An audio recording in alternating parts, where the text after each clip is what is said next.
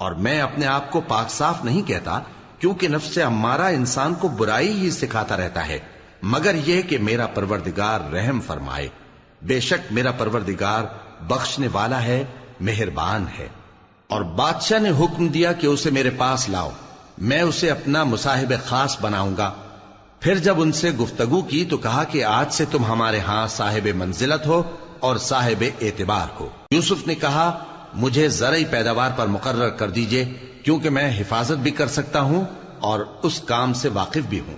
اس طرح ہم نے یوسف کو ملک مصر میں جگہ دی اور وہ اس ملک میں جہاں چاہتے تھے رہتے تھے۔ ہم اپنی رحمت جس پر چاہتے ہیں کرتے ہیں اور نیکوکاروں کے اجر کو ضائع نہیں کرتے، اور جو لوگ ایمان لائے اور ڈرتے رہے ان کے لیے آخرت کا اجر بہت بہتر ہے۔ اور یوسف کے بھائی کنعان سے مصر میں غلہ خریدنے کے لیے آئے تو یوسف کے پاس گئے، تو یوسف نے ان کو پہچان لیا اور وہ ان کو نہ پہچان سکے۔ اور جب یوسف نے ان کے لیے ان کا سامان تیار کر دیا تو کہا کہ پھر آنا تو جو باپ کی طرف سے تمہارا ایک اور بھائی ہے اسے بھی میرے پاس لیتے آنا۔ کیا تم نہیں دیکھتے کہ میں ناب بھی پوری پوری دیتا ہوں اور مہمانداری بھی خوب کرتا ہوں؟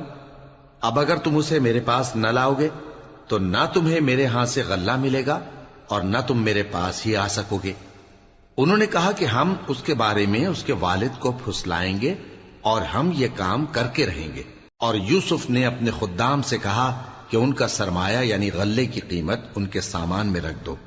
عجب نہیں کہ جب یہ اپنے اہل و عیال میں جائیں تو اسے پہچان لیں، اور عجب نہیں کہ یہ پھر یہاں آئے۔ بس جب وہ اپنے والد کے پاس واپس گئے تو کہنے لگے کہ ابا ہمارے لیے غلے کی بندش کر دی گئی ہے، تو ہمارے ساتھ ہمارے بھائی کو بھیج دیجئے تاکہ ہم پھر غلہ لائیں اور ہم اس کے نگہبان ہیں۔ یعقوب نے کہا کہ میں اس کے بارے میں تمہارا اعتبار نہیں کرتا، مگر ویسا ہی جیسا پہلے اس کے بھائی کے بارے میں کیا تھا، سو اللہ ہی بہتر نگہبان ہے اور وہ سب سے زیادہ رحم کرنے والا ہے۔ اور جب انہوں نے اپنا اسباب کھولا تو دیکھا کہ ان کا سرمایہ واپس کر دیا گیا ہے۔ کہنے لگے ابا ہمیں اور کیا چاہیے؟ دیکھیے یہ ہماری پونجی بھی ہمیں واپس کر دی گئی ہے، اور ہم اپنے اہل و عیال کے لیے پھر غلہ لائیں گے اور اپنے بھائی کی نگہبانی کریں گے، اور ایک بار شتر زیادہ لائیں گے کہ یہ غلہ جو ہم لائے ہیں تھوڑا ہے۔ یعقوب نے کہا کہ جب تک تم اللہ کا عہد نہ دو کہ اس کو میرے پاس صحیح و سالم لے آؤ گے، میں اسے ہرگز تمہارے ساتھ نہیں بھیجنے کا، مگر یہ کہ تم گھیر لیے جاؤ یعنی بے بس ہو جاؤ تو مجبوری ہے۔ پس جب انہوں نے والد کو اپنا قول دیا تو یعقوب نے کہا کہ جو قول و قرار ہم کر رہے ہیں اس کا اللہ ضامن ہے، اور فرمایا کہ اے میرے بیٹو ایک ہی دروازے سے داخل نہ ہونا بلکہ جدا جدا دروازوں سے داخل ہونا، اور میں اللہ کی تقدیر کو تو تم سے روک نہیں سکتا۔ بے شک حکم اللہ ہی کا ہے، میں اسی پر بھروسہ رکھتا ہوں، اور اہل توکل کو اسی پر بھروسہ رکھنا چاہیے۔ اور جب وہ ان مقامات سے داخل ہوئے جہاں جہاں سے داخل ہونے کے لیے ان کے والد نے ان سے کہا تھا، تو وہ تدبیر اللہ کے حکم کو ذرا بھی ٹال نہیں سکتی تھی۔ ہاں وہ یعقوب کے دل کی خواہش تھی جو انہوں نے پوری کی تھی، اور بے شک وہ صاحب علم تھے، کیونکہ ہم نے ان کو علم سکھایا تھا، لیکن اکثر لوگ نہیں جانتے۔ اور جب وہ لوگ یوسف کے پاس پہنچے تو یوسف نے اپنے حقیقی بھائی کو اپنے پاس جگہ دی اور کہا کہ میں تمہارا بھائی ہوں، تو جو سلوک یہ ہمارے ساتھ کرتے رہے ہیں اس پر افسوس نہ کرنا۔ پھر جب ان کا اسباب تیار کر دیا تو اپنے بھائی کے تھیلے میں آپ خورا رکھ دیا۔ پھر جب وہ آبادی سے باہر نکل گئے تو ایک پکارنے والے نے آواز دی کہ قافلے والو تم تو چور ہو۔ وہ ان کی طرف متوجہ ہو کر کہنے لگے کہ تمہاری کیا چیز کھوئی گئی ہے؟ وہ بولے کہ بادشاہ کا کٹورا کھویا گیا ہے، اور جو شخص اس کو لے کے آئے اس کے لیے ایک بار شتر انعام، اور میں اس کا ضامن ہوں۔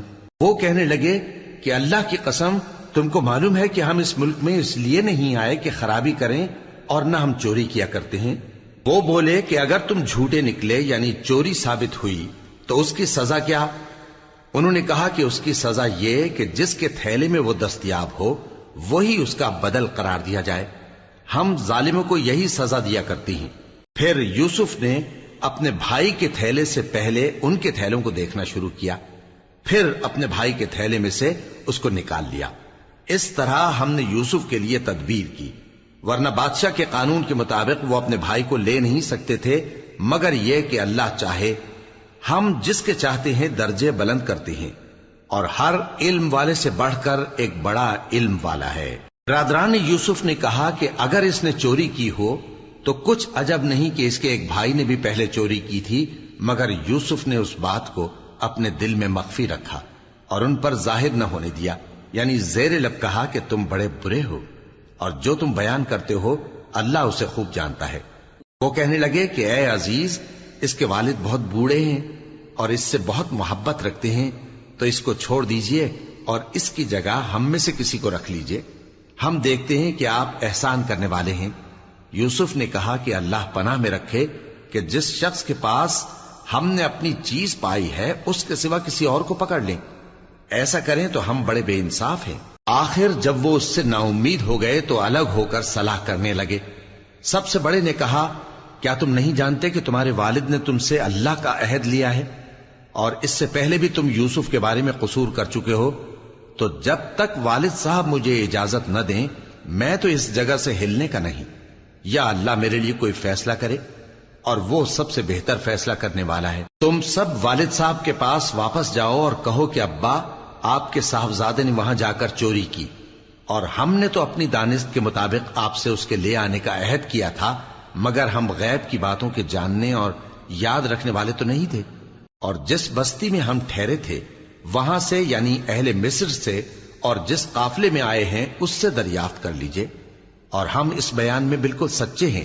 جب انہوں نے یہ بات یعقوب سے آ کر کہی تو انہوں نے کہا کہ حقیقت یوں نہیں ہے، بلکہ یہ بات تم نے اپنے دل سے بنا لی ہے، تو صبر ہی بہتر ہے۔ عجب نہیں کہ اللہ ان سب کو میرے پاس لے آئے، بے شک وہ علم والا ہے، حکمت والا ہے۔ اور ان کے پاس سے چلے گئے اور کہنے لگے کہ ہائے افسوس یوسف پر، ہائے افسوس، اور رنج و الم میں ان کی آنکھیں سفید ہو گئیں اور ان کا دل غم سے بھر رہا تھا۔ بیٹے کہنے لگے کہ واللہ آپ تو یوسف کو اسی طرح یاد ہی کرتے رہیں گے یہاں تک کہ آپ گھل جائیں گے یا جان ہی دے دیں گے۔ انہوں نے کہا کہ میں تو اپنے غم و اندوہ کا اظہار اللہ سے کرتا ہوں، اور اللہ کی طرف سے وہ باتیں جانتا ہوں جو تم نہیں جانتے۔ اے بیٹو، یوں کرو کہ ایک دفعہ پھر جاؤ اور یوسف اور اس کے بھائی کو تلاش کرو، اور اللہ کی رحمت سے نا امید نہ ہونا کہ اللہ کی رحمت سے تو کافر لوگ ہی نا امید ہوا کرتے ہیں۔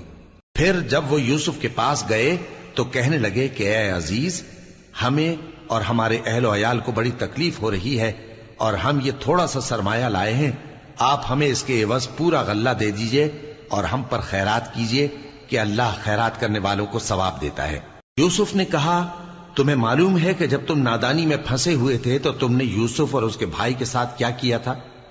وہ بولے، کیا واقعی تم ہی یوسف ہو؟ انہوں نے کہا، ہاں میں یوسف ہوں، اور بن یامین کی طرف اشارہ کر کے کہنے لگے، یہ میرا بھائی ہے، اللہ نے ہم پر بڑا احسان کیا ہے۔ جو شخص اللہ سے ڈرتا اور صبر کرتا ہے تو اللہ نیکوکاروں کا اجر ضائع نہیں کرتا۔ وہ بولے، اللہ کی قسم، اللہ نے تم کو ہم پر فضیلت بخشی ہے اور بے شک ہم خطاکار تھے۔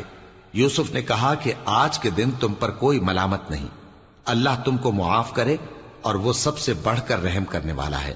یہ میرا کرتا لے جاؤ، پھر اسے والد صاحب کے منہ پر ڈال دینا تو وہ بینا ہو جائیں گے، اور اپنے تمام اہل و عیال کو میرے پاس لے آؤ۔ اور جب قافلہ مصر سے روانہ ہوا تو ان کے والد کہنے لگے کہ اگر مجھ کو یہ نہ کہو کہ بوڑھا بہک گیا ہے تو مجھے تو یوسف کی بو آ رہی ہے۔ وہ بولے کہ واللہ آپ اسی قدیم غلطی میں مبتلا ہیں۔ مگر جب خوشخبری دینے والا آپ پہنچا تو اس نے کرتا ان کے منہ پر ڈال دیا، سو وہ بینا ہو گئے، اور بیٹوں سے کہنے لگے، کیا میں نے تم سے نہیں کہا تھا کہ میں اللہ کی طرف سے وہ باتیں جانتا ہوں جو تم نہیں جانتے؟ بیٹوں نے کہا کہ ابا، ہمارے لیے ہمارے گناہ کی مغفرت مانگیے، بے شک ہم خطاکار تھے۔ فرمایا، میں اپنے پروردگار سے تمہارے لیے بخشش مانگوں گا، بے شک وہ بخشنے والا ہے، مہربان ہے۔ پھر جب یہ سب لوگ یوسف کے پاس پہنچے تو انہوں نے اپنے والدین کو اپنے پاس جگہ دی اور کہا، مصر میں داخل ہو جائیے، اللہ نے چاہا تو امن و امان سے رہیے گا۔ اور اپنے والدین کو تخت پر بٹھایا اور سب ان کے آگے سجدے میں گر پڑے۔ اور اس وقت یوسف نے کہا، ابا جان، یہ میرے اس خواب کی تعبیر ہے جو میں نے پہلے بچپن میں دیکھا تھا، میرے پروردگار نے اسے سچ کر دیا اور اس نے مجھ پر بہت سے احسان کیے ہیں کہ مجھ کو قید خانے سے نکالا، اور اس کے بعد کہ شیطان نے مجھ میں اور میرے بھائیوں میں فساد ڈال دیا تھا، آپ کو گاؤں سے یہاں لایا۔